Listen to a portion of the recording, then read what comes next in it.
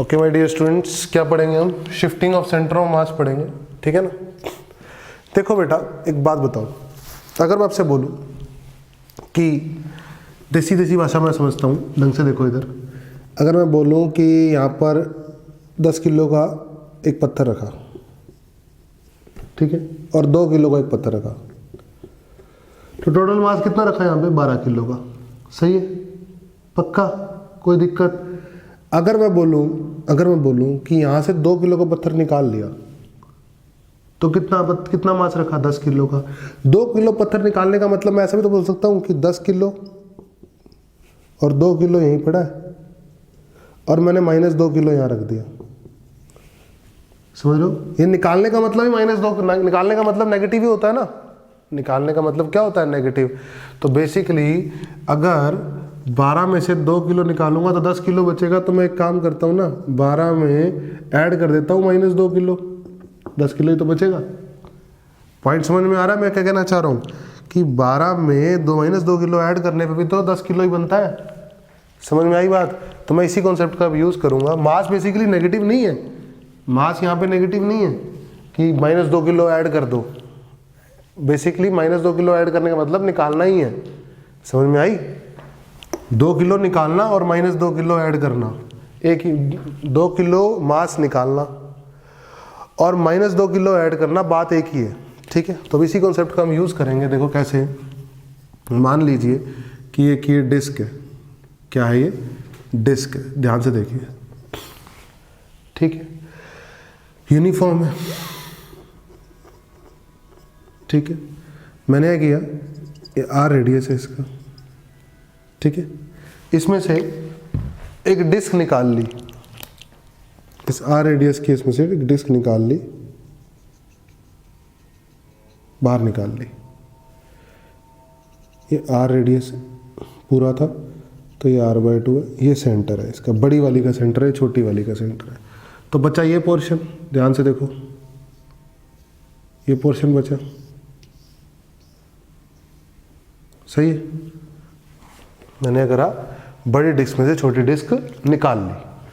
तब से पूछता है कि सेंटर ऑफ मास बड़ी डिस्क का सेंटर पे था, निकालने के बाद सेंटर ऑफ मास कहाँ चला गया इस सिस्टम का? रिमेनिंग पोर्शन का सेंटर ऑफ मास कितना शिफ्ट हो गया, ये पूछता है आपसे। तो इसको पढ़ने का तरीका ये भी तो हो सकता है कि बड़ी डिस्क तो है ही है और उसके साथ मैंने ऐड कर दिया नेगेटिव मास की एक छोटी डिस्क।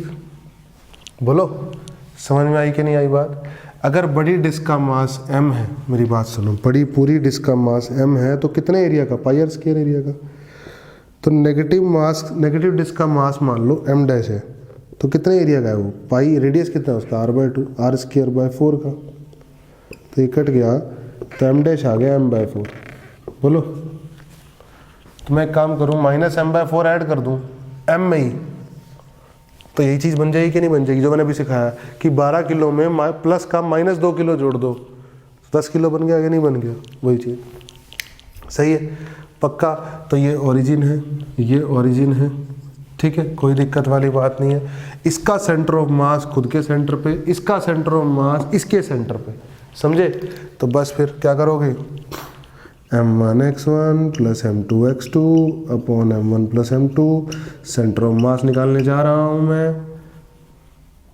बोलो, चलो इसका सेंटर ऑफ मास बोलो, m × 0 ओरिजिन पे ही है, इसका मास है -m/4 और सेंटर ऑफ मास बोलो इसका r/2 पे है भाई। इसका मास बोलो m और उसका मास m1 + m2 अपने आप में -m/4 है, तो कितना हो गया? 3m/4।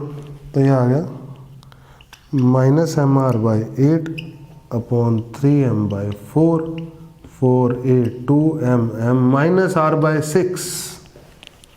यानी इस सिस्टम का सेंटर ऑफ मास ओरिजिन पर जो था वो इधर जा चुका है और अब यहाँ पहुँच चुका है सेंटर ऑफ मास।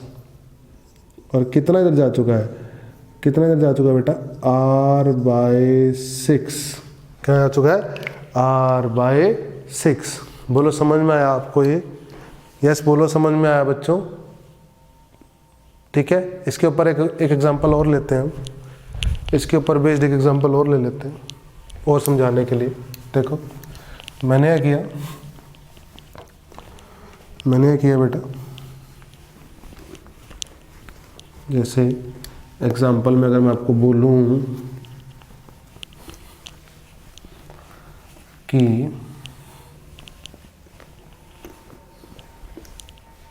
ये एक रेक्टेंगल है, ध्यान से देखो, ये क्या है, एक रेक्टेंगल है, ठीक है ना, कोई चिंता की बात नहीं है, ये एक रेक्टेंगल है, सही है। इस रेक्टेंगल में से, इस रेक्टेंगल की ये लेंथ L है, ये लेंथ 2L है, इस रेक्टेंगल में से एक डिस्क निकाल दिया, ऐसे सेमी सर्कुलर डिस्क बाहर निकाल दी। ध्यान से देखो क्या बचा, ये वाला हिस्सा बचा बस। इस रेक्टेंगुलर में से सेमी सर्कुलर डिस्क निकाल दी तो ये हिस्सा बचा कि नहीं बचा, सही है, पक्का, कोई चिंता की बात नहीं है, ठीक है। इसको बोल रहा हूँ मैं ओरिजिन, इसको क्या बोल रहा हूँ मैं, ओरिजिन बोल रहा हूँ, ठीक है। और इसका रेडियस कितना हो जाएगा, L हो जाएगा, पक्का। तो मुझे बताना है find centre of mass position, centre of mass की पोजीशन। तो मैं क्या करूँगा बेटा, मैंने आपको बता रखा है कि इसको मैं दो हिस्सों में तोड़ देता हूँ। एक तो ये बड़ा वाला रेक्टेंगल हो ही गया, ये ओरिजिन है, और एक ये सेमी डिस्क हो गई जिसका मास नेगेटिव है। ध्यान से देखो, इसका मास अपने आप में नेगेटिव है। तो पूरे का मास मान लो m था, कितना था, m। तो m मास था लेंथ इंटू ब्रेड्थ एरिया के लिए, तो m डैश मास है कितने के लिए, पाई r स्क्वायर बाई 2, और r है अपने आप में l स्क्वायर और बाई 2, सही है। तो इसका मास अगर m बोलूँगा तो इसका मास क्या होगा, l स्क्वायर से l स्क्वायर कट गया, ये 4 ऊपर चला गया, पाई नीचे रह गया, तो पाई m बाई 4 माइनस का पाई m बाई 4, क्योंकि नेगेटिव मास लिया है मैंने, सही है। इसका जो सेंटर ऑफ मास होगा वो होगा यहाँ पे 4r by 3 pi, 4l by 3 पाई पे, बोलो। और जो इसका सेंटर ऑफ मास होगा वो इसके सेंटर पे होगा, वो होगा l बाई 2 पे। बोलो समझ में आई बातें या नहीं आई होंगी बातें समझ में, पक्का। देखो वाई डायरेक्शन में तो सेंटर ऑफ मास अभी भी जहाँ था पहले वहीं है, वाई डायरेक्शन में, ठीक है ना। क्यों, क्योंकि जितनी ऊपर है उतना ही नीचे है, काटने के बाद भी, निकालने के बाद जितना ऊपर कटा है उतना ही नीचे कटा है, ठीक है ना। तो बस फिर एक्सट्रैक्शन वाला बदलेगा, तो m इंटू एल बाई 2 हो गया इनिशियल, ठीक है ना। और पीछे है तो माइनस प्लस माइनस का मास हो गया पाई बाई 4, और अभी भी पीछे है, ओरिजिन उसको मान रखा है, तो minus 4l by 3 pi upon total mass m minus m pi by 4। ये आएगी final position centre of mass की, final position centre of mass की आएगी, समझे। और इनिशियल पोजीशन क्या है सेंटर ऑफ मास की, सेंटर ऑफ मास की इनिशियल पोजीशन क्या है, जब ये पूरा था तो सेंटर ऑफ मास की इनिशियल पोजीशन l बाई 2 है, माइनस का वो भी। तो शिफ्ट कितना आएगा, सब्ट्रैक्ट। शिफ्ट के लिए क्या करोगे आप, सेंटर ऑफ मास की इनिशियल पोजीशन में से सेंटर ऑफ मास की फाइनल पोजीशन निकाल दोगे, वो शिफ्ट आ जाएगा। और अगर आपको सेंटर ऑफ मास की फाइनल पोजीशन ही बतानी है तो वो भी आ जाएगी। बोलो समझ में आया, होप करता हूँ सबको अच्छे समझ में आया होगा।